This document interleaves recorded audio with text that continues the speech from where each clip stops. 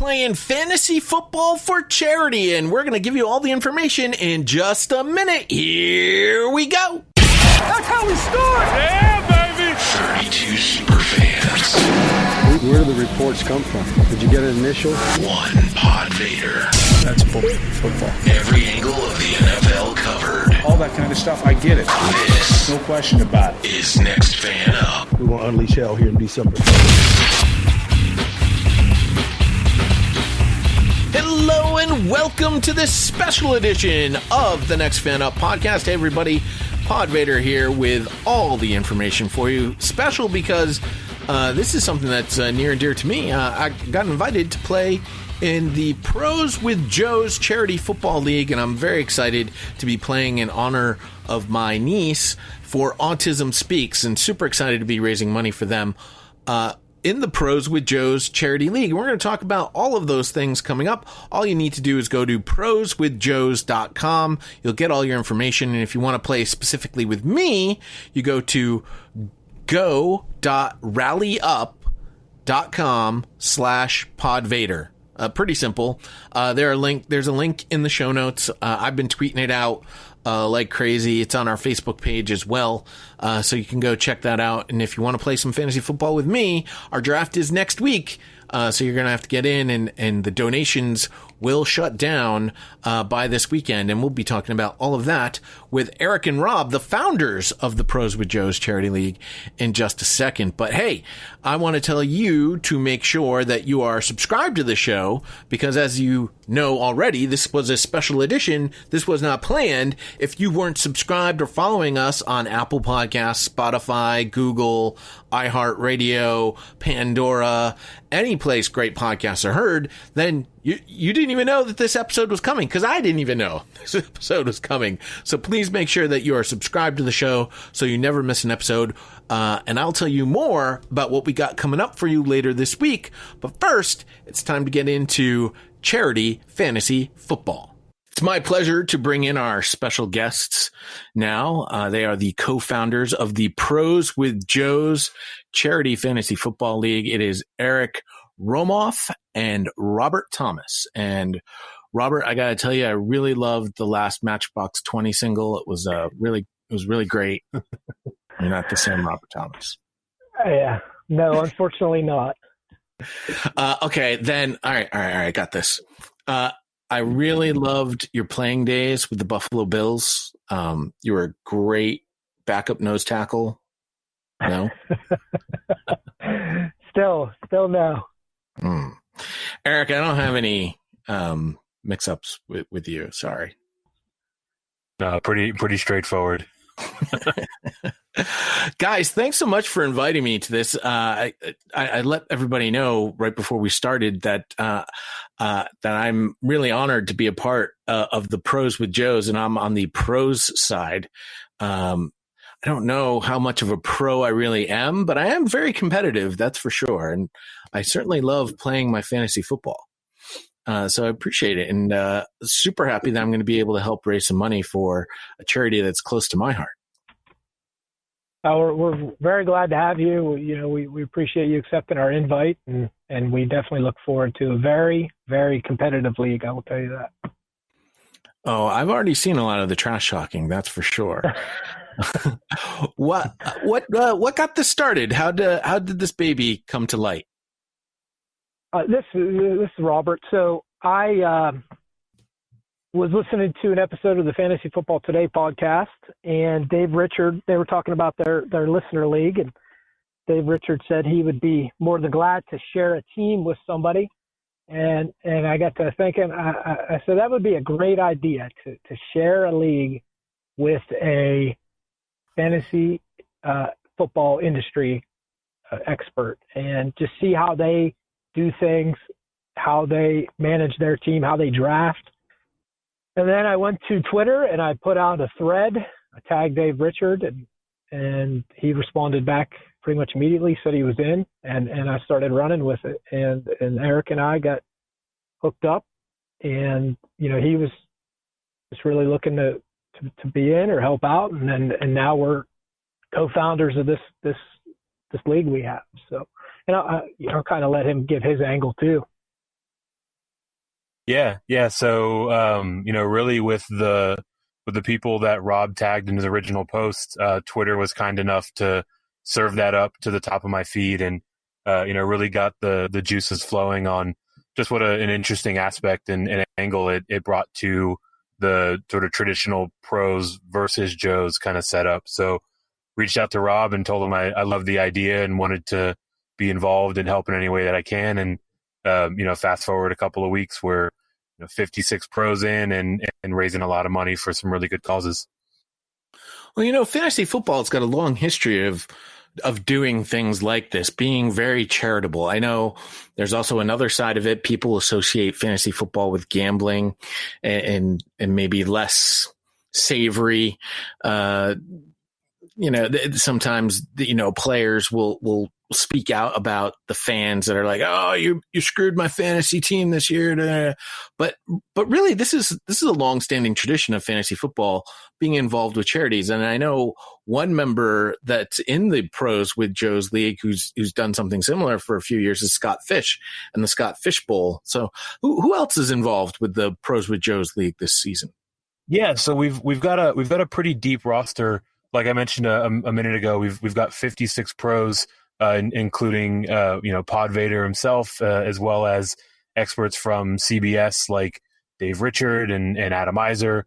We've got some of the Yahoo crew with Matt Harmon, on down the line to some of these kind of up and coming platforms that are trying to find new ways to engage with their audience and with their followers. So pretty good mix of some of the biggest names and the titans of the industries and those that are really on the up and coming with new information and new ways to engage with their community.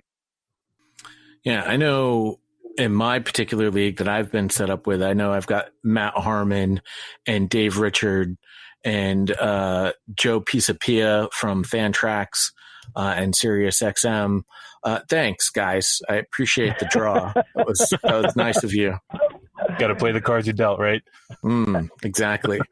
Let's talk a little fantasy football while we're at it here. I mean, this is an interesting year, I think, and I'm hearing a lot of chatter amongst some of my colleagues and friends about how they're going to go about drafting their teams a little bit differently. I know I've been watching a little bit of Good Morning Football. I saw Kay Adams sort of promote trying to get people to use daily fab a little bit more to make things a little bit more fair in a time where somebody could end up positive and then they're out of the game, like on game day, and then your fantasy team is in some serious trouble. What are some of the things that you might be doing a little bit differently as you enter your drafts this season? Yeah, so I typically am a running back early guy. That's nothing groundbreaking there, but I try to load up on as many as I can as early as I can. But this year, I think it's even more important because if you got a good back and you went wide receiver, tight end heavy early, if you lose that one stud running back you got in the first round, you could be in trouble if you don't have their backup. And that's the other thing too, is grabbing backups. So I've been going running back heavy as much as I can. My home league, I got Kamara, Sanders, and Joe Mixon, and they're not in great situations right now in and of themselves, but at least I have somebody to fall back on, stud running back wise, if something happens to one of them. Yeah, I'm not usually a guy who's all about the handcuffs, but I might change my tune this season. But it definitely has to be about the right handcuffs, don't you think, Eric? Yeah, it certainly does, right? You want to try to find those guys that just slot right into that feature back role. If and when a preeminent player comes up with a positive diagnosis, right? So I'm usually in a similar boat in terms of not handcuffing. I typically like to have a deeper bench of lottery tickets that could potentially pay off down the stretch run. But this year, planning accordingly, I think is going to be paramount to really being competitive through all 16 games. To your prior question, about kind of the plumbing and the inner workings of how commissioners are setting up leagues. I'm a bit of a silver linings guy, but in the midst of this pandemic, one thing that's come forward is just how much creativity there is out there. I'm in a few leagues that have that sort of daily fab setup. I've seen some leagues where there are additional either IR spots or specified COVID spots. I've also seen a league where those that have a game day priority, or rather a game day diagnosis, get waiver priority into a locked pool of players. So it's really allowed commissioners to take a more detailed and kind of creative look and thought into how they structure their league. And it's something that I've really been impressed with. And if I'm not mistaken, I believe the NFL specifically for this season has said that the injury reports will be due first thing Sunday morning. So it's not going to be like you're waiting to find out about those 4:00 games if a guy's going to be available or not. I believe all injury reports are submitted first thing on Sunday. I could be mistaken though. I think I've heard that excluding old Bill Belichick up in New England. He'll find a way to flub that, right? I have no idea what you're talking about. But I think there definitely is going to be a situation at some point this season where there's going to be a starting quarterback who is the stud of your team, and he's going to go down to COVID or a false positive or whatnot. And you're going to be stuck with nothing. And I think as much as you mentioned, Rob, about having running back depth, I think it's going to be even more important to have some quarterback depth this year, especially if you're in a shallower league. I think it's going to be important to carry maybe even 3 quarterbacks on your roster. I know a lot of people like to try and go with the one and maybe a lottery ticket. I think you might want to maybe even have 3 quarterbacks on the roster this season. Yeah, so the league I'm in, we went from a 12-team to a 10-team league this year. Just had a couple people drop out. And we just one quarterback. And I went with the one quarterback late. I got Matt Ryan in the 10th. And that's all I went with. And I'm starting to debate whether I want, I got Cam Newton still out there. I got some Roethlisberger still out there. And I'm really struggling with which stable of my receivers do I want to drop? Which one of these running backs do I want to drop? I'm thinking about maybe even dropping my defense and kicker just to load up on those quarterbacks in case something happens. And then drop one of them if I have to get a defensive kicker when it comes down to it. So, that kind of strategy of utilizing your bench as well as you can is, I think, even more difficult this year. One team in particular that I was all in on after the end of the season last year, and especially the wide receivers that they had, were the San Francisco 49ers. And in the Scott Fishbowl and in a keeper league, I've got a whole lot of stock in Deebo Samuel and a couple other 49er wide receivers. And then bam, a foot injury, bam, a hamstring injury. And I am a little worried for all those wide receivers out there and the soft tissue injuries that will occur with the shortened preseason that had less contact than ever before.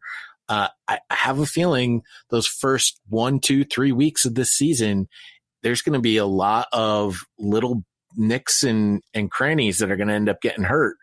And we're going to be scrambling, and having some choice at wide receivers is going to be something that's going to be necessary. Oh, I absolutely agree. That's why I'm so, I got a stable. I took round 4 or 5 receivers. I doubled up on Woods and Cup, Sutton, Cortland Sutton, Kirk, Gallup. So I got these guys that none of them I want to get rid of. The only one possibly is John Brown. But I just think, like you said, these first couple weeks is going to be we're seeing it in training camp now. Guys going down today, Chris Thompson, Chris Herndon. These guys are going down left and right. And having that stable is going to be huge right now for those first couple weeks. It's going to be a slow start. It's going to be a lot of injuries, so I want to be prepared. So you have to weigh that against the quarterback issue, like we discussed. Do you want that quarterback that you can get readily available on your team, or do you want to have those receivers? So balancing that is going to be very interesting these first couple weeks and throughout the year with COVID. Did Chris Thompson really just go down? Because, I mean, the Jacksonville Jaguars, who do they have left? A couple years ago, I famously told people, don't let your friends draft Cleveland Browns. And it turned out to be correct. Now they got a much better team. And I'm always looking for that team. And I don't think there's a team this year that I can say, don't draft anybody from this team. But the Jaguars might be pretty close. Yeah, Eric put up a poll yesterday about the Jaguars running backs. You want to kind of talk about that and what we kind of talked about also there? Yeah. I mean, I generally subscribe to a similar philosophy, right? There are certain running back situations like the Patriots that I'll just historically avoid. But on the other side of that coin, I love me some value, right? So if one of these guys is falling deep enough and there's an outcome on the range where they have 45, 50, 60% of the touches out of a backfield, yeah, I'll throw a late round dart on that, right? So generally speaking, I'm probably not going to be as exposed to Jacksonville or to New England's backfield for some examples, but I'll definitely pick my spots, and if someone's there late enough, I'll scoop up that value all day.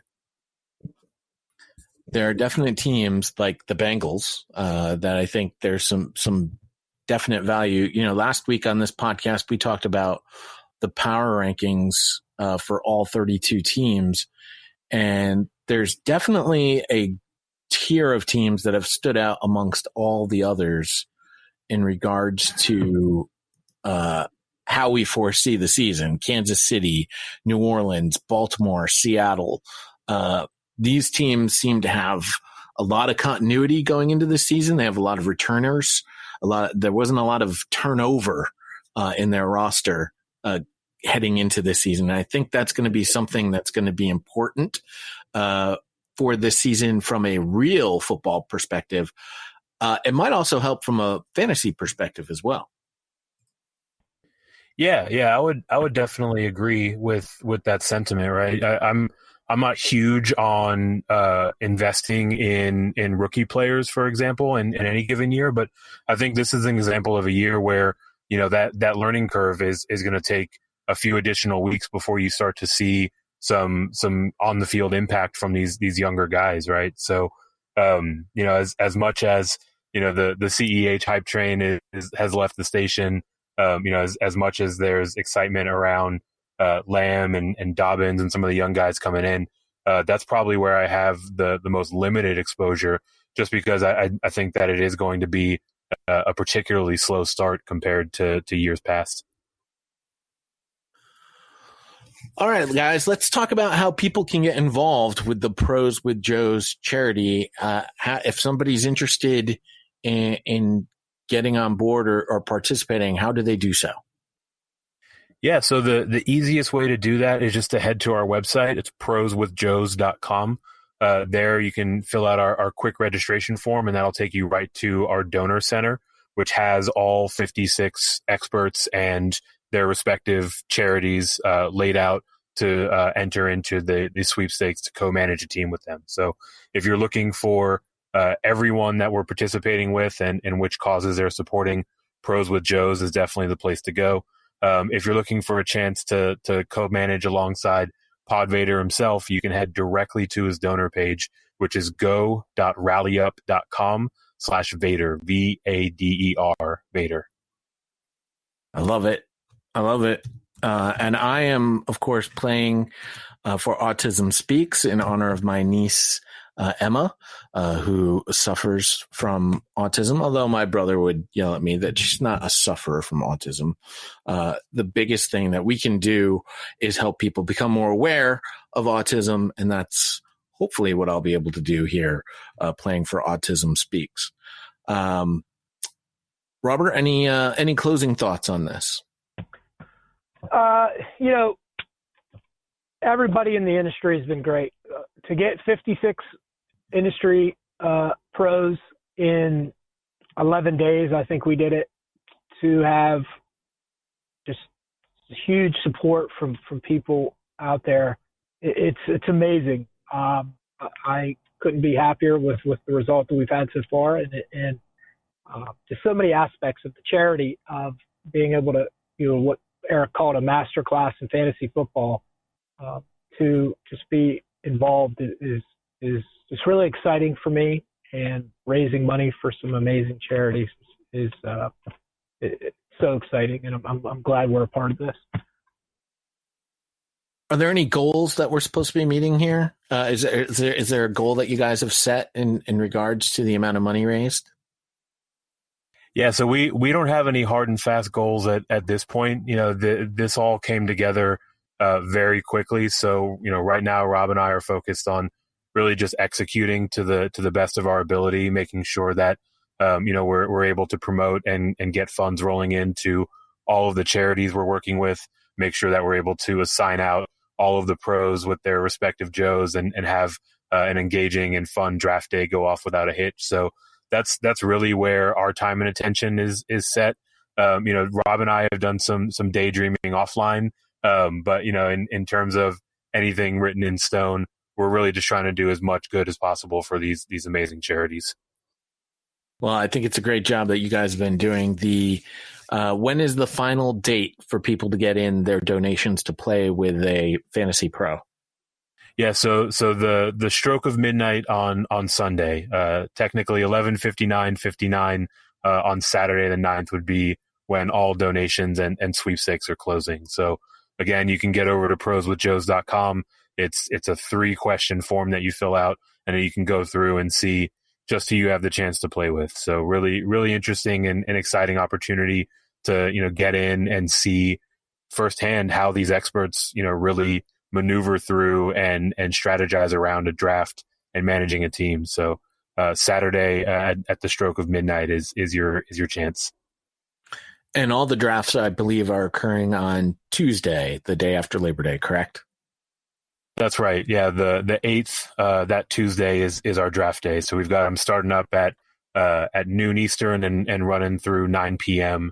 For our 4 different divisions with various pros. I believe it's 14 teams in each draft. And for those interested in playing with me, my draft is scheduled Tuesday, the 8th at 3 p.m. So if you can't make that time, still donate, please. But just know our draft is happening on Tuesday at 3 p.m. Robert, Eric, again, thank you so much for inviting me to join. I'm super happy that you did, and I'm super happy to be putting the word out and helping not just my own charity, but these other charities for these other fantasy pros as well. And hopefully we can do a lot of good. And who knows what happens from here? And hopefully we get to play this season and play another season afterwards. So congrats on what you've done so far, and good luck on things for the future. Thank you so much. I really appreciate it. I know Eric does too, but I just thank you for having us on here and letting us spread the word about Pros with Joe's League. Yeah, we really do appreciate your support and your involvement, Jay. And we're so thankful that you're willing to have us on and help spread the word. We're incredibly excited about the good work we're able to do. Again, big thanks to Eric and Robert there. I think they're doing some great stuff here. 56 different fantasy experts from across the land participating. And yeah, my division is not an easy one. But hey, we're going to give it a shot. And quite frankly, I played with some of these guys before. And honestly, it's easier to play against them because you know what their strategies are because they've been putting it out there for so long. So you can create a strategy to combat their strategy and understand like, hey, so-and-so is going to be waiting until the 10th round to get their quarterback, load up on quarterbacks. Like I just said, I think this is a season where if you've got 2 or 3 quarterbacks on your roster, you ain't stupid for it. You ain't dumb. It's not a bad thought. It's not a bad idea to maybe get a quarterback a little bit earlier than you normally will. I think wide receiver is super deep this season, and I think you can wait on wide receiver.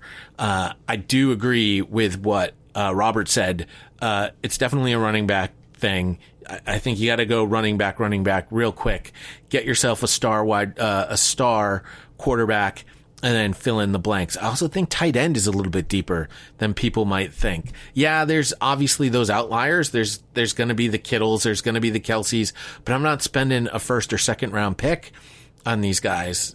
I think that would be a wasted pick. I think you got to really focus and hone in on those running backs, get some handcuffs, get some good depth at the running back position, and you're going to be okay going into this season. But I'll share some of my other secrets when I actually have the Joe that's going to be playing with me.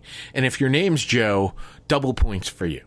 Hey, this is the Next Fan Up podcast. The super fans are going to be back with me on Thursday. We're going to give a little bit of a preview of Cutdown Day. This preseason is obviously more different than anyone that we've ever experienced before, thanks to the pandemic. And Cutdown Day is no different, where there was no preseason games to sort of make a judgment. Some of our super fans were able to sort of give me a little bit of a write-up and let us know exactly who are guys that they really don't want to see cut. I've got a couple of guys in mind, but honestly, I was just listening to a Patriots podcast, and it reminded me that with the expanded practice squads and expanded rosters, there's only 11 guys from the Patriots that are really going to be cut come Saturday. So there's not a lot of guys that are actually going to be without jobs after Saturday. And those that are, it's going to be tough to get on another roster when you haven't been practicing with that team during this entire period, I guess is the best way to call this preseason. So it is going to be a little bit of a different period than I think what we're used to. Also this Thursday, there's still a long list of free agents that are still available through free agency. And there's a couple of guys that we're going to highlight and we're going to discuss. I might do my all free agent team, although I was going over a couple of guys the other day and it's really old in some positions, and in other positions, there's some pretty obvious reasons why these guys are still free agents and probably are going to remain free agents for quite some time. So we'll see. But there are some free agents, Jadeveon Clowney, probably the biggest name of them all, that are deserving of being on a team and should be on a team already, and it's time for these teams to pony up and put their money where their mouth is and get these guys on their team so that they compete for Super Bowl and try and dethrone the Kansas City Chiefs, who are already the paper Super Bowl champions for the 2020 season. Let's do it. Come on, let's get it done. So, hey, like I said earlier, if you want to play fantasy football with me, you want to go to www.go.rallyup.com/podvader. That's the way that you can donate to Autism Speaks to play for your opportunity to play in the Pros with Joe's Fantasy Charity League. If you want to send the Next Fan Up an email or talk to us about anything that we've talked about, or maybe you want to send us an email about some of the free agents that are out there or players on your team that you hope aren't going to get cut, you can send those emails to nextfanup@gmail.com. You can tweet us at NFU Podcast. You can always get in touch with us on our Facebook page, facebook.com/NFU Podcast. These are great ways to get in touch with the show. Let us know that you're out there. Let us know what you want to hear. The season's kicking off in just a little over a week, and we will be here to help cover the 2020 season with our fan-colored glasses. Oh yeah. I see a lot of navy and red. A lot of navy and red. Yes, I do. Oh yes. Yeah, that's right. I see a Patriots top 5 defense. There you go. Hey, another thing. Gonna throw it now to our new ender. It's Mr. Kofi Annan, R.I.P. There you have it. Dear friends and colleagues, saying goodbye is never easy. I believe we can all feel proud of what we have done together, and through it all, you have maintained your professionalism and commitment and remained true to the spirit of the Charter. That principle. We go out, we hit people in the mouth.